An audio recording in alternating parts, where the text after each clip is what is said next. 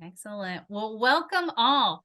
Today's webinar is Preventing and Addressing Teen Dating Violence, Dating Matters Prevention Model and Rape Prevention Education webinar, sponsored by the Children's Safety Network. So we're very happy to have you with us today. We've got a fantastic session planned. Before I introduce our speakers, we have a few technical announcements. Kristen, over to you. Yes, so today, if you can join audio via your computer, that would be great. You'll get the best audio quality that way. And if you experience any audio issues, there should be a phone number corresponded to where you're located in the Zoom invitation. And if you do decide to join through your phone, it would be great if you could mute your computer speakers. And you are currently muted and none of you have your videos on, you won't be able to unmute or turn on your video. If you have any questions at any point during the webinar, we'll have a Q&A session at the end. And you can put your questions in the Q&A section found at the bottom of your screen. This session is being recorded and the recording and the slides will be available on the website after the webinar. And if you need captions, you can click the three dots, the more icon at the bottom of your screen, then press the captions icon, and it'll turn on automatic captions.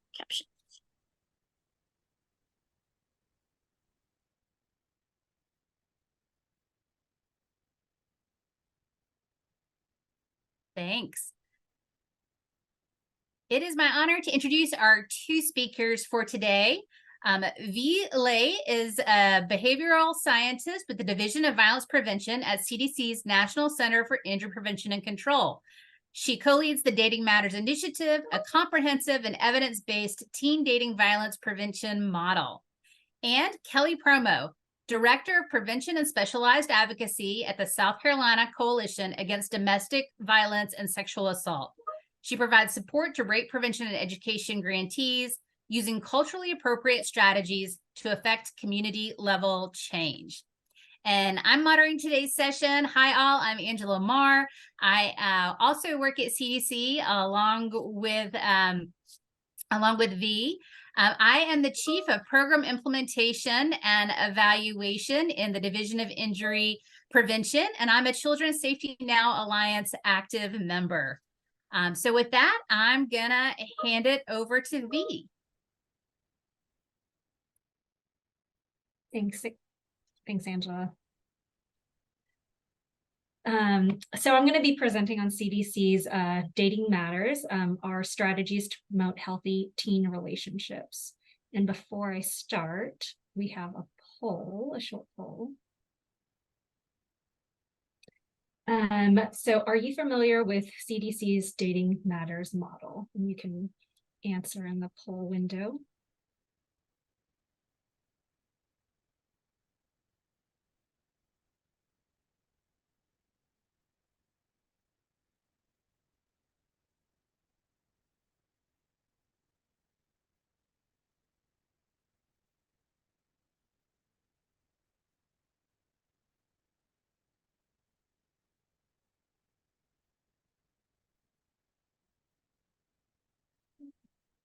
And so about 70% have not heard about it. Great, because I'm going to be talking a lot about it.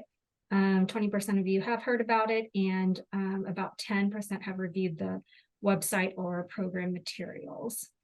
And oh, great, some of you are involved in a few of you are implementing it. That's great. Next slide. So with you all as the audience, I'm sure that you already know that teen dating violence is a public health problem. I just wanted to share some recent publication on the Youth Risk Behavior Survey, results from the 2021 survey. So about 1 in 5 females and 1 in 12 males, high school youth, were reported physical or sexual victimization by a dating partner in the last year. Next. So starting in 2009, CDC began developing Dating Matters to address the problem of teen dating violence. So it's a comprehensive prevention model that focuses on teaching 11 to 14-year-olds healthy relationship skills early. So what makes Dating Matters unique is that it includes multiple coordinated prevention approaches to address risk and protective factors across the social ecology. So we include strategies for teens as well as their parents, peers, schools, and neighborhoods. So this model was designed to engage the local public health sector as leaders in this work, and to build on the existing evidence base by including some programs with already known effectiveness. And so in this next video, this video will show an overview of the model.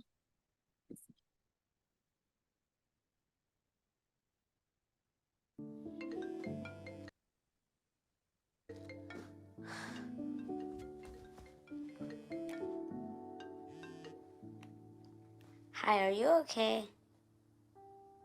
I'm sorry. Seriously? You're apologizing to him? He needs to leave you alone. Unhealthy relationships can start early and last a lifetime. The Centers for Disease Control and Prevention developed Dating Matters to prevent teen dating violence before it starts.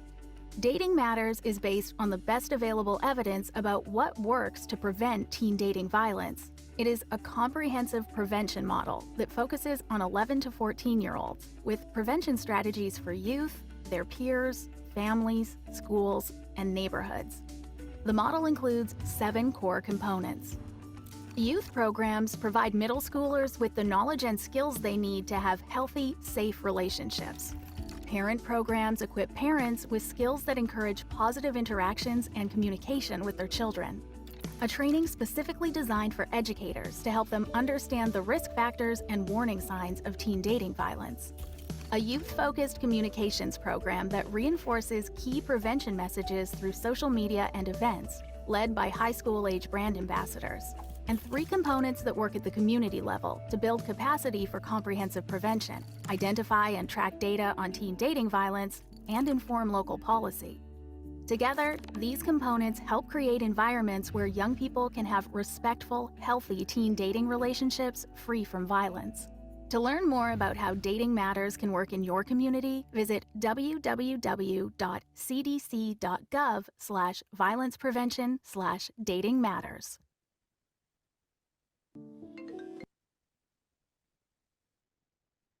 A fun thing to note about that, I don't know if you all recognize the girl at the beginning of the video. She was actually in Stranger Things, one of the characters in that show. Okay, so I'm going to run down each individual component in a little bit more detail. And so Dating Matters includes 3 youth programs for 6th, 7th, and 8th graders. And the 6th and 7th grade programs were developed by CDC. And the 8th grade program is actually Safe Dates. So it's an already evidence-based TDV prevention program. So all 3 programs are designed to be delivered in schools, focus on healthy relationship skills, and they can be implemented by a health educator or teacher. Next slide. And the model also includes a suite of parent programs. So it's programs for parents of 6th, 7th, and 8th graders. The parents of 6th graders receive actually an adaptation of an evidence-based program called Parents Matter, which was also CDC developed. The 7th grade program was developed by us in the Division of Violence Prevention, and parents of 8th graders receive Safe Dates for Families, which is also an evidence-based program like Safe Dates. It's the parent version. The programs are delivered in person with self-guided at-home sessions or a combination of both. So that's Parents Matter and Dating Matters for Parents. Families for Safe Dates are mailed packets. But they all focus on positive parenting, relationship education, and parent-child communication. Next.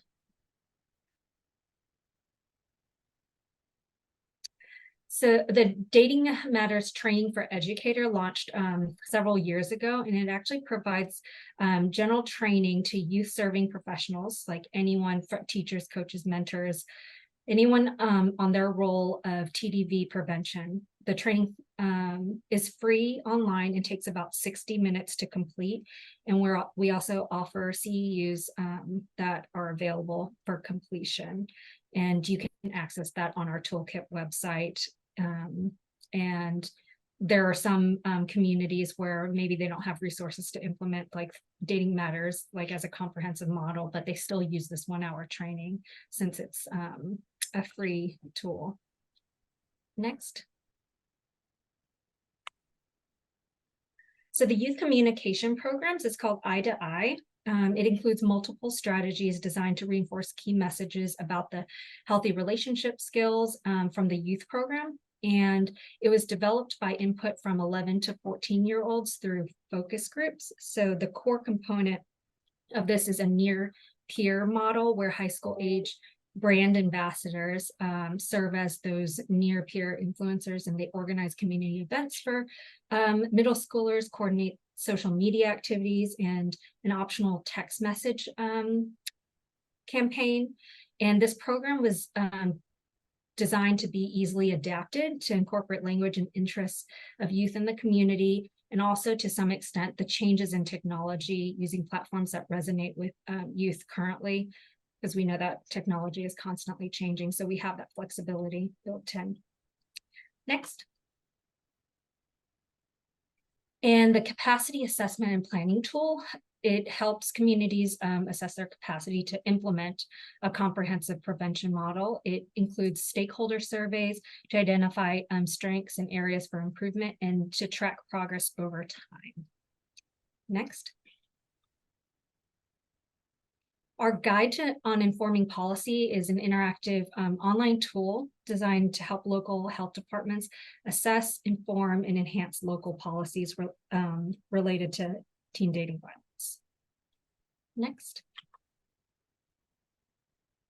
And finally, the Dating Matters Guide to Using Indicator Data was developed to help communities identify and track relevant publicly available data sources to better understand the local trends of teen dating violence, to identify the strengths and needs, and also to conduct program evaluation. So that is the Dating Matters model. Next. In terms of evidence, we implemented Dating Matters in 4 urban communities in Chicago, Baltimore, Broward County, Florida, Alameda County, California, between 2011 to 2015. But we also conducted a multi-site randomized comparative effectiveness trial until, I think it was until 2017, because we also followed them to high school. So our evaluation found that Dating Matters relative to an evidence-based comparison program, which was Safe Dates, reduced risk for violence and other risk behaviors by 3 to 11% on average across all groups and all time during middle school. So these risk reductions represent the average significant risk reduction for each of these outcomes. Dating Matters also prevented perpetration and victimization of teen dating violence as intended, but importantly, if you notice, we also found that it prevented a lot of other violence and adolescent risk behaviors. So these findings really point to the potential for achieving greater effects on health and behavior with the implementation of a comprehensive multi-component prevention model that addresses the shared risk and protective factors of all these risk behaviors. And we also we followed them into high school, and we have a manuscript under review right now that they show that many of these effects persisted into high school, with the strongest long-term outcomes found for teen dating violence perpetration and victimization, and bullying perpetration specifically. Next. To help bring the evidence-based Dating Matters model to as many communities as possible, we developed the Dating Matters Toolkit and launched it nationwide in September 2019. So this toolkit is available on Veto Violence, and it's which is DVP's website with tools and resources for violence prevention practitioners. It'll include everything you need to implement Dating Matters in your community, and the toolkit was developed with the goals of increasing adoption, supporting quality implementation, and building sustainability. Next. In terms of our current work in communities, more than 600 communities and individuals have requested materials and trainings since 2019. We have some really strong partnerships, one of which is with the Archdiocese of Chicago's Domestic Violence Outreach Program, and they're leading implementation in schools across Chicago, and they started since 2020, and they've increased like every school year. So currently 15 Chicago schools will be receiving Dating Matters in this school year. And they've been great. They have even conducted some program evaluation or data collection for program evaluation. And another in terms of international work, we've had some partners internationally that have asked, but we asked about Dating Matters for implementation, but Sweden's Gender Equity Agency actually got funding, and we're working closely with them to help them adapt, implement, and evaluate Dating Matters among Swedish youth. Next. So Dating Matters is continually evolving. We've been working on improving the models and programs and the implementation support since the toolkit release in 2019. We have lots of changes. We have lots of upcoming changes, and I'm going to share some of those with you now. Next. So one thing we were really excited about this year is the development of guides, additional guides to healthy relationships for LGBTQ+ youth and parents. To really address those unique factors and situations that affect our LGBTQ+ youth. And so these guides can be used alongside Dating Matters, like those implementers and educators can use this, or parents can as well. There's parent guides, and they can use with Dating Matters or separately, and they're free online on our toolkit website, and it's already been released earlier this year. Next. And our guide for program evaluation, we hope to get this out this fall. We're currently finishing up this, and it will consist of facilitator logs, student surveys, but it'll help communities conduct their own program evaluation. So there's a data analysis and interpretation guide, and also a report template so that communities can kind of plug in their numbers or their findings and disseminate that to partners or stakeholders. Next.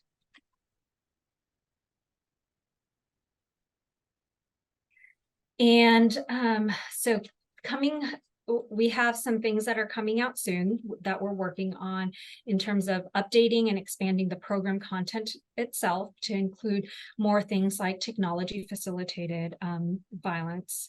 And also we are rebranding so that we heard from communities that Dating Matters didn't really resonate with them. Some communities asked to change the name. It just didn't make sense to them. It sounded like the focus was on Dating Matters for 6th graders, which is not what we wanted to say. We want to focus on healthy relationships and effects beyond dating violence, because it's evidence, there's evidence that it prevents a bunch of different risk behaviors, but also focusing on the positive aspects of healthy relationship skills, healthy communication skills, not just within dating, but in general. And that rebranding is coming in 2024. Next.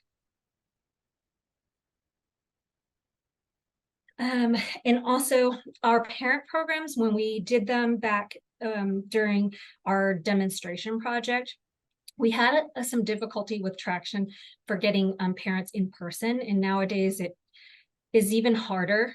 So we have taken all 3 programs and we're currently adapting them to be an online self-administered parent program, so parents can log in at any time.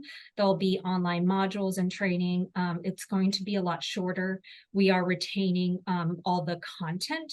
It's just that we're making it more accessible, and it includes core content from the in-person programs. There'll be interactive videos and activities. And so this will also be really a cost saving for communities, and also increase the reach.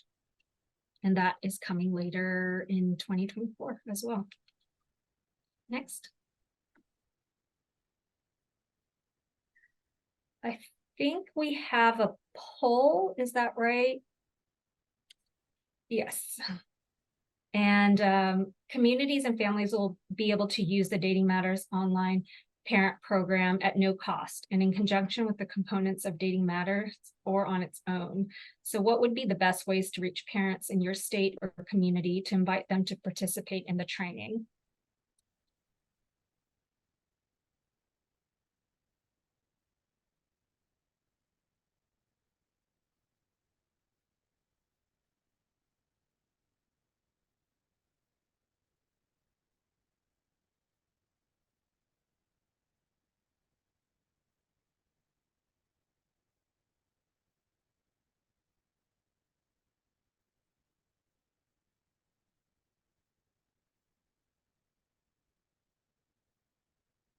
So I think through schools, 70% is through schools, 43% social media marketing and state or local programs serving families, and about 56% promotion through community-based organizations. Great. There's an additional resource that CDC has. So recently CDC released Essentials for Parenting for Teens, which includes videos and tips for parents of teens. So it's based in part on content from our own Dating Matters parent programs, and it's available free online. It just launched, and here's a short video to give you a sense of the content available.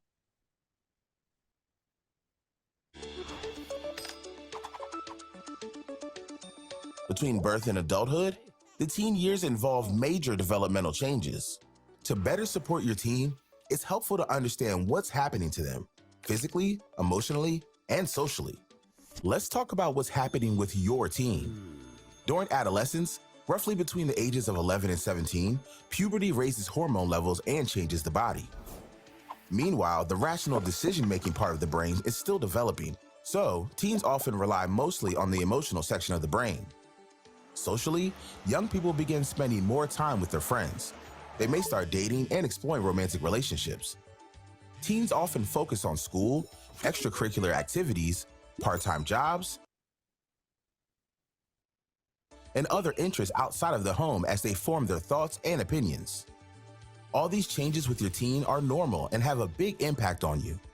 It's natural to feel some uncertainty as you move from being a team captain, directing your child's activities, to a coach, encouraging and cheering your teen on from the sidelines. You may find that you are better equipped to parent your teen when you take time to address your own physical, emotional, and social needs. Eat, move, rest, and connect with others so that your body and mind feel good. Taking care of your emotional well-being is part of taking care of your teen. Make time to notice and feel the emotions that come up during a conversation with your teen. You may want to take a break from an emotional situation to be available to your teen at another time when you are feeling calm. Talking and connecting with other adults can do wonders for your parenting. Make time for your adult relationships and activities outside of your caregiving responsibilities. Focusing on your health and happiness recharges your parenting batteries and serves as an excellent example to your developing teen. Learn more essentials for parenting teens at cdc.gov/parents/essentials. So if you're Well, the last slide is being pulled up. If you're interested in learning more about dating matters, you can check out our website on cdc.gov. It includes some high-level overviews and links to and more detailed information and publications, including the toolkit with everything you need to carry out the model. And that is linked in the chat. And I will turn it over to Kelly now.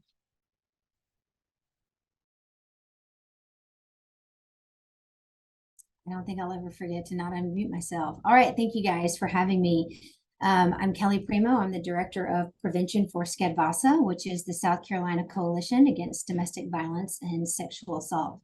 We serve as a collective voice promoting the prevention of domestic violence and sexual assault in South Carolina.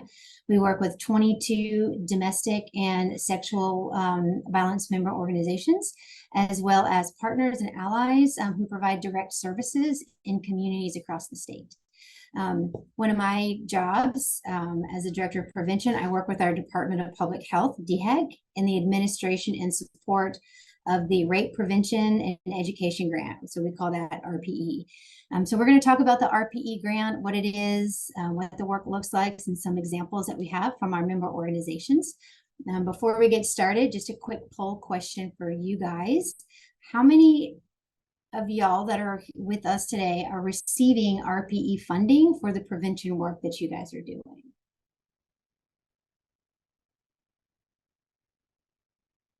So I see that the poll question says, how many of you receive? I guess a better way to word that is, do you receive RPE funding? So while we're waiting for those answers to come in, I'm just going to get started talking a little bit about RPE. So if we can go to the next slide, please. So in South Carolina, we are a little unique. We are the only state left that provides non-competitive funding to all of our 15 rape crisis centers. Rape crisis RPE work looks different in all of our states and territories. And in South Carolina, everybody still gets a piece of the pie. It's based on a formula that I don't really understand what that formula is, but all 15 of our centers get funding. The RPE program utilizes a public health approach and the social ecological model as frameworks to guide our prevention programs and activities. So I want to share the CDC's Stop Sexual Violence Technical Package. This is a resource provided by the CDC that support and guides the work of our RPE work. The focus of our work is on primary prevention. So that is preventing initial sexual violence perpetration and victimization, and to focus on community level strategies for sexual violence prevention. So we talk a lot about prevention work and we talk a lot about risk reduction, and RPE really focuses on prevention only. Although in any community work, in any good community outreach work that you're doing, you really have to have both. But RPE is strictly focused on the prevention. All right, so next slide, please. So why we focus on it. We know that sexual violence is one of the most underreported crimes. And even still, we can estimate that close to 60% of women, 30% of men have experienced physical sexual violence. So 60% of women. And this doesn't include verbal, nonverbal, or digital sexual violence. And just to reinforce what our previous speaker was talking about, when she was talking about sexual violence and physical violence in high school, the numbers were 1 in 5 for girls and 1 in 12 for boys. So we know that it's happening across the lifespan, and we know that it is happening to our youth. And you can see on the slide that our female survivors, almost half of all female survivors were first raped as a minor. In addition, nearly 4 in 10 males were forced into sexual activity as a minor. The impact of sexual violence can be devastating and it's long lasting, and it is happening to some of our youngest community members. And we also know that sexual harassment perpetration in high school is linked back to bullying perpetration in middle school. So we don't want to ignore that link. All right, so let's talk about the two approaches, the public health approach and the social social ecological model. Sorry. All right. Thank you. All right. So this is the first of the two. In the public health approach, we start by defining the problem. This is the who, what, when, where, why, how of what's happening in our community. So in South Carolina, this is where RPE is really moving our educators from I see this a lot in schools, so it must be a problem, to finding data to support our hunch. So we're moving to more of a data-driven model in South Carolina. Data can be obtained from a lot of different places.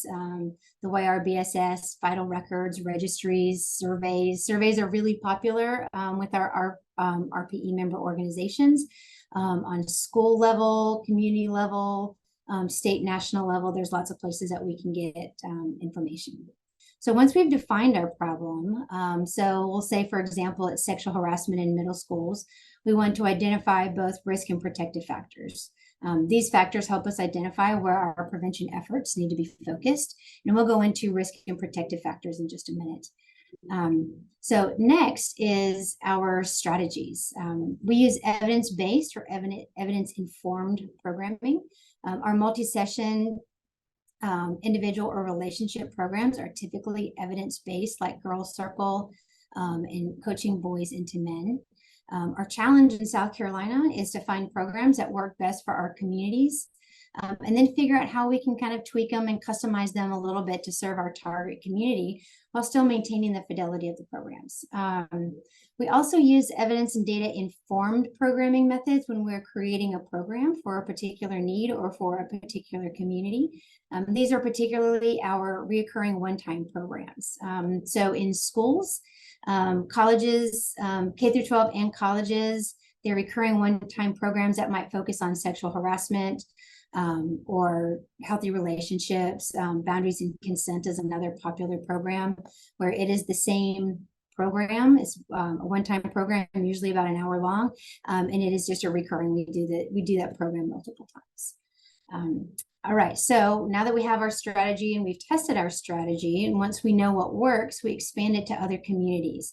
So in K-12, that looks a lot like starting a program in one school, and fine-tuning it until we know what works best in that community, and then expanding it to other programs.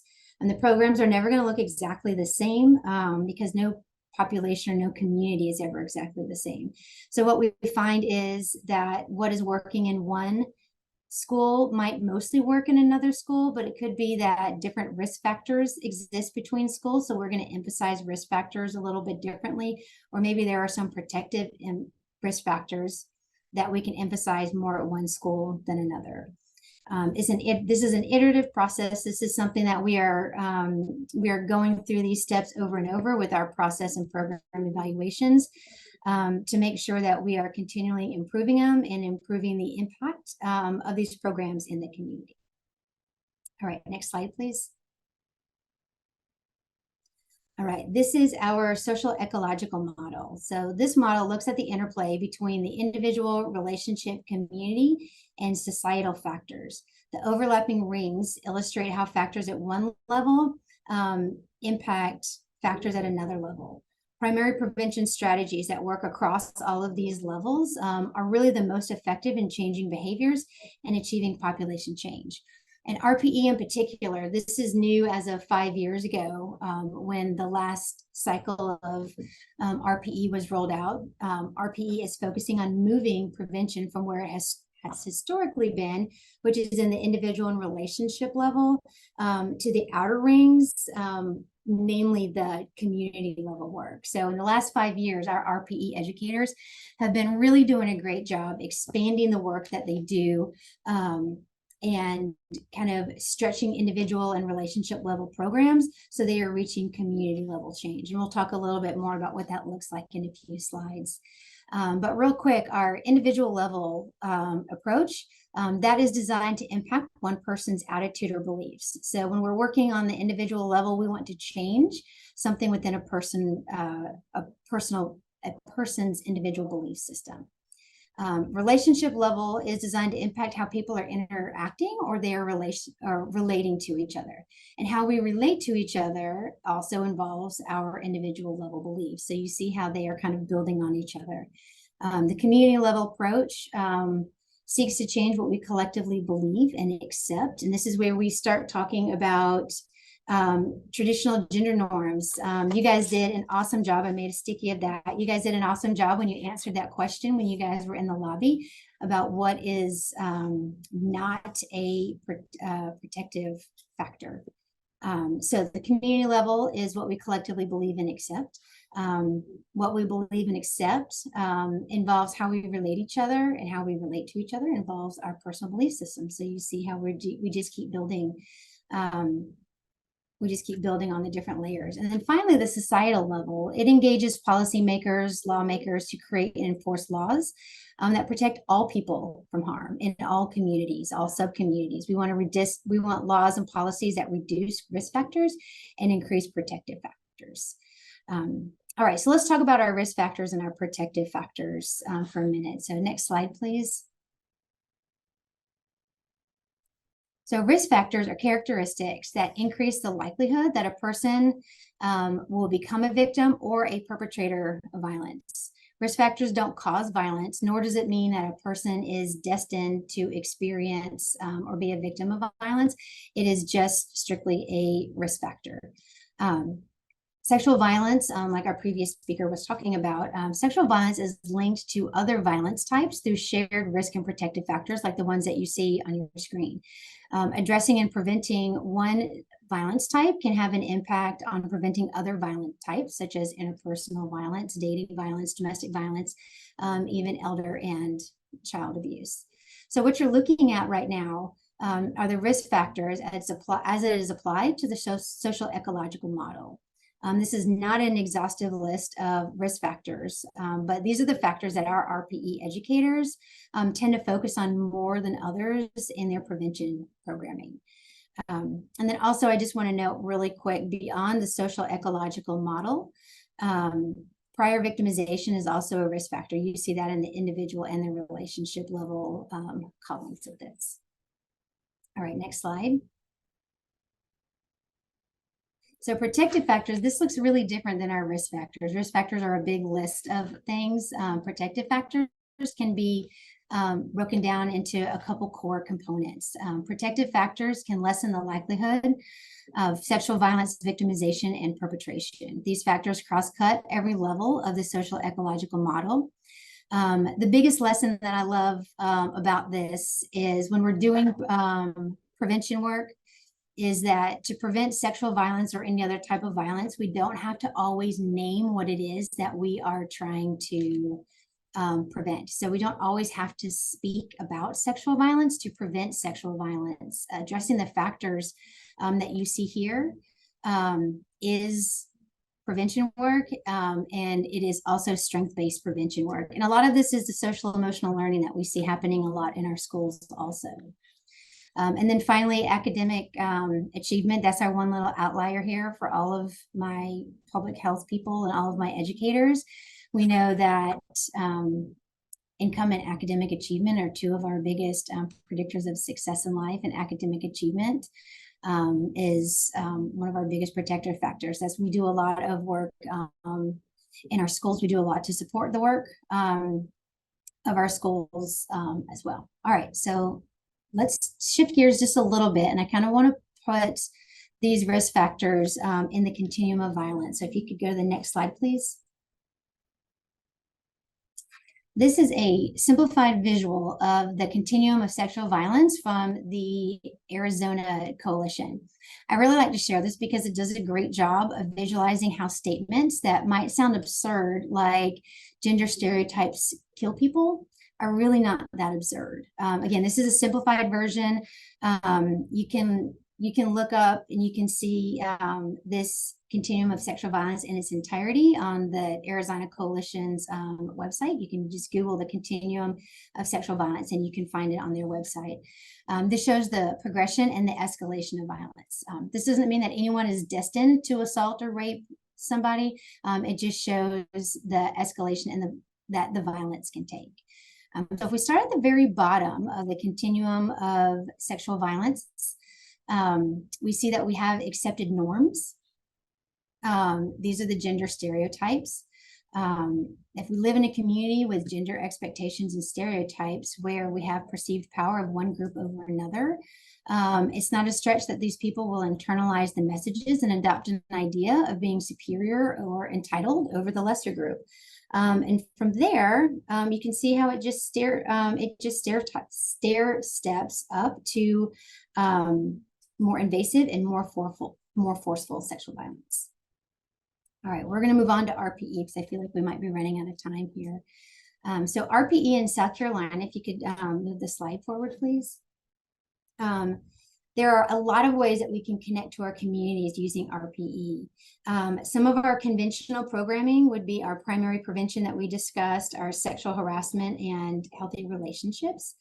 Bystander intervention is a really popular program in South Carolina. Bringing in the bystander, Step Up, and Green Dot we use on college campuses a lot, and we do a lot of bystander intervention in our bar and service industry also. Parenting programs, our RPE educators are getting really creative with our parenting programs, and they're doing kind of a hybrid program of the student programming and their traditional parent programming. So what the parents are seeing is what the students are seeing also. And this way we are hearing from administrators that our educators and parents in schools are getting a lot more buy-in, because if parents can see what their kids are learning, they feel more comfortable with the material. Hotspot mapping is new to South Carolina. We're really excited about that. That is a little bit more innovative. Social media and billboards are popular. That's kind of been a mainstay for a while, but what we're seeing now as we're moving to a community level approach, our primary prevention programs are using the students in the primary prevention programs to create their own social media campaigns. They are also doing campaigns, school level, policy level campaigns. Great example is the dress codes, student-led dress code policy campaigns. Those are becoming really popular here in South Carolina as well. All right, next slide, please. All right, so moving to a community level work. So this is a model of what a multi-tiered program looks like. You're going to get a copy of this slide in, okay, so she's already shared it with you. This is kind of a prevention 101 that we share with our educators. You can see the bottom of the umbrella in the rainstorm. The bottom tier are our individual level programs. These are the girls level and coaching boys into men, for example. The next level of raindrops are our relationship level classes. These are the recurring one-time lessons that I was mentioning. The umbrella itself is the community level program. These are the culture changing programs itself. And when we can do programming on all three levels is when we have the most effective impact in our communities. Moving to community level work doesn't necessarily mean reinventing the wheel or starting over with new programs. It's more about stretching your programs to include community level elements. So it could be that you're including community members that you haven't normally worked with before, maybe faith-based communities, or it could be that you are engaging the students, like for example, with our dress code policy change. In community level work, everybody benefits. So regardless of whether you are part of the prevention program or not, the goal of community level work is that the community learns, internalizes, and carries on the positive changes that the program created. So just two quick questions that I want you to think about when you are working in your community or working on your community level work. Number one is, if I don't speak to every person, will every person still benefit from this program? So if the answer is yes, then you're doing some great work. The second question is, if I leave or if I stop the programming, will the culture or the behavioral change stop? And if the answer is no, then that is another great answer. So the goal is not to always be a part of it. The goal is to empower the community to make the changes so that they are so that the community is self-sustaining. All right, next example or next slide, please. All right, so here is a quick example. This is a bystander intervention program. This was her original poster, but I liked sharing it. What she did was she changed the 4 Ds of bystander intervention to the acronym CARE. So she was kind of connecting with the protective factors that she was cluing into. And this did a really good job with the students to kind of help them recall the word care. It was easier for the students to remember to care about people than to remember what the 4 Ds were. Next slide. We're going to skip this one because I know we're out of time, and we're going to go to the next one. This is the Theater of Oppress. This is the one that we're most excited about in South Carolina. For those of you that have done the Theater of Oppress, it's a really exciting program. It's an immersive theater experience designed to combine audience and actors together to create a space to open dialogue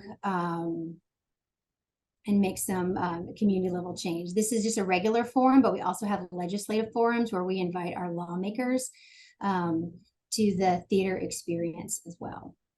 All right, next slide. All right, so when we are creating culturally responsive prevention education, my action steps that I like to share are really easy. It involves a lot of listening. We're learning and listening, and we're asking questions and listening before we talk. And what we want to do in our RPE work is ensure that the community is involved in all areas of the prevention work that we do. We want to use a population-based, we want the population to create the definition of what the community means. Let me say that again. We let the community define what they are itself. So just really quickly, to be culturally responsive, internally, we want to make sure that as professionals that we are culturally competent, that we are learning and using appropriate prevention approaches. But more importantly, externally with our community, we want them to know that they are an active part of all of the prevention work that they do, and that the target population is involved in all aspects of prevention planning. All right, next slide. All right, so really quick, we have some hot button language. I would love to get some feedback from y'all. These are some words that in our current cultural climate, it is getting harder for us to use these words. In South Carolina, consent is something that in some areas, we're not allowed to say this word in the prevention programming that we're doing. So we end up using words like mutual permission or mutual agreement.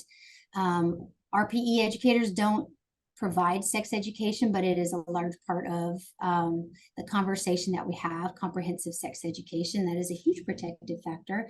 And so these are some of the titles that we see coming out in South Carolina instead of sex education. It's health and wellness, it's healthy relationships and healthy living. And then social emotional learning, I feel like everybody is struggling with that word. RPE educators across the country, the conversation we've had, they've been having some problems with that word. And the most recent one that I heard that didn't make it onto this slide is the title is Golden Rules, which I thought was a great title, especially here in South Carolina. So instead of calling it social emotional learning, it is Golden Rule lessons. All right, so I'm going to turn this back over to our moderator. I went, I think, about 2-3 minutes over, so I apologize for that. And that was really quick, but thank you, everybody, for being with us today. Awesome. Kelly, those 3 minutes were well worth it for you and V. Thank you so much for doing such a great job. I just want to give a quick reminder to all nearly 300 of you. You can drop questions into the Q&A right there. We're going to go through, we're going to try and hit the ones that came in most recently here. We'll try and go back and forth a little bit and answer as many as we can live while we're here. Something that came up quite a bit is, will we get the slides? The entire slide deck and the presentation have been recorded, and you're going to get all of those. So let's hop right in here with a few of your questions. Let's see.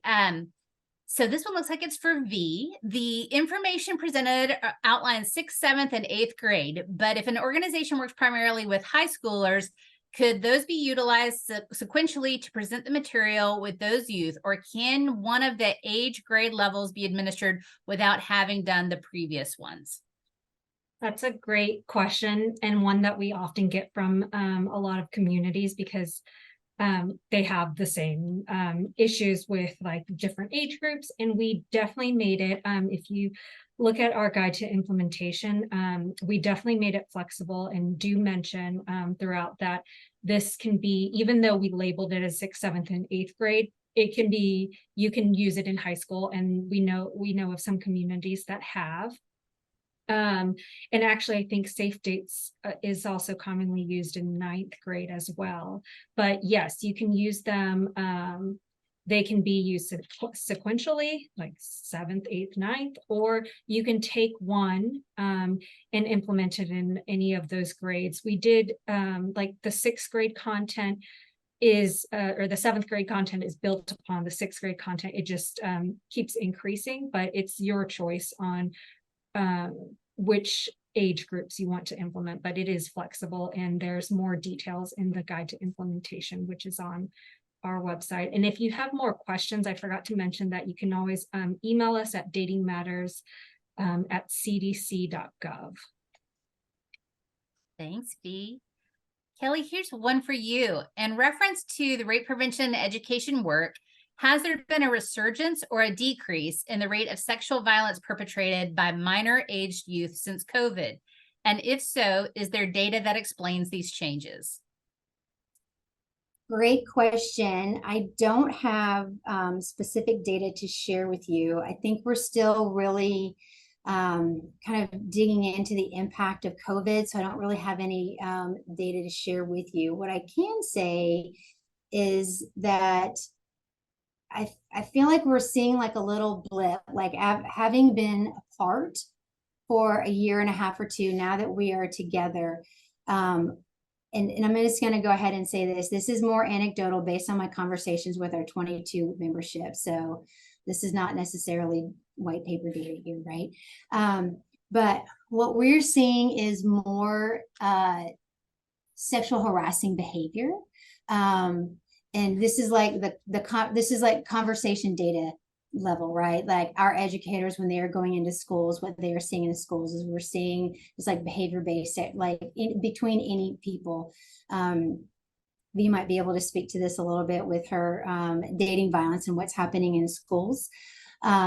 But there is a little bit of an uptick. And I think in the beginning, when students were just coming back into schools, that's kind of when we saw the blip. And I think we're now starting to kind of settle back into like pre-COVID numbers. But we had in South Carolina, we haven't gotten any results of that research yet, but that would just be what I expect to find. Thanks, Kelly. Bea, anything to add before we go on to our next question? Yeah, in terms of like the trends, specifically for sexual violence, they did increase from between like 2017 and 2021. We do know that did increase. And like Kelly said, I think she mentioned that there's when kids return to school, there's always that blip right after. But in terms of teen dating violence, since 2013, it's been decreasing a little bit all the way till 2021, and that's from what I'm answering from YRBS data. Thanks. Okay, I think this question is for Bea. Has the CDC come across any resistance from stakeholders, communities, parents in implementing the Dating Matters curriculum? We have had some, but not a ton. And I'm really glad that Kelly mentioned about the language, like social emotional learning. We really focus on talking about healthy communication skills, healthy relationship skills, conflict resolution. So a lot of that we haven't had much pushback. The one thing that is notable, like answering from my personal interactions with communities, is that the name Dating Matters, which is why we're rebranding, we did have some pushback because it automatically makes parents and communities think like we're saying that dating matters for 6th graders. But yeah, so there was pushback on that, but there are communities that have changed the name themselves, and we are in the process of changing it as well. Thanks. Let's go first to Kelly for this next one, but either of you can hop in with a response. Do you have evidence of community level changes or outcomes for the programs that you shared today? We have, so I will start. I for the last day and a half or so have just been working on our RPE evaluation. So RPE runs in 5-year cycles. And we have a lot of outputs that we can share. So community level work is not as easy. That's kind of like a long game. So when we are working on community level work, we don't expect to see big numbers moving in any direction in the first couple of years. And we really struggled in this last 5-year cycle because of COVID. COVID really just disrupted a lot of the work that we do. So right now, a lot of our data is just output data, how many people we reach, what kind of programs that we worked on, behavioral changes, pre and post, a lot of output information, right? So right now with this new RPE initiative, we don't really have any mid and long-term outcome data yet. If you check back with me in 5 or 10 years, I will definitely have some information for you. Excellent. B, anything you want to add there? With our community level outcomes, we focused for Dating Matters, our evaluation. We focused on the individual outcomes, even though we do have like community level, but we have some from results from eye to eye, but it's very we haven't been able to look at it yet. We've been focused mostly on the middle school and high school outcomes. And it's just hard, like Kelly said, it's just really hard to get those community level indicators, but hopefully we will continue working on that. Thanks so much. Let's see. Would you recommend the Dating Matters model for youth who have already engaged in sexual violence or teen dating violence? For example, a youth charged with a sex offense but awaiting court, which typically takes years in my jurisdiction. Or is there any data available with this population? I don't have any data available for this population in terms of for Dating Matters, but in terms of implementing among that population, I think that it's still great because when it's meant to be implemented, obviously primary prevention, teaching those healthy relationship skills, but that's relevant to those who have already engaged in the behavior too. And for a demonstration phase, like this was at high risk. We conducted it in high risk urban populations. So it wasn't that all of those kids, none of them had started any of these behaviors. So absolutely. And we know of some communities that have reached out where there's like, there was like court ordered custody issues. I can't remember, but they were implementing part of the parent program and the youth program among that group as well. Thanks. So Kelly, let's give you maybe the last word on this, or if he wants to hop in. What critiques or challenges have communities uplifted?